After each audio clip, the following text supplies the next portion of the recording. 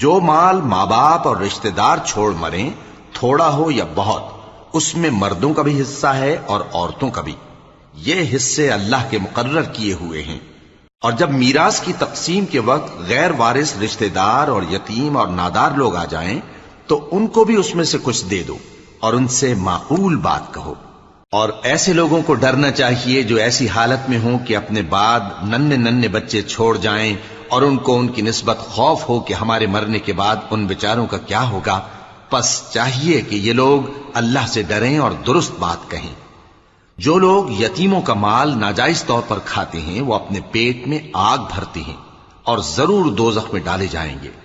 अल्लाह तुम्हारी औलाद के बारे में तुमको इरशाद फरमाता है कि एक लड़के का हिस्सा 2 लड़कियों के हिस्से के बराबर है। और अगर औलाद मैयत सिर्फ लड़कियां ही हों, यानी 2 या 2 से ज्यादा, तो कुल तरके में उनका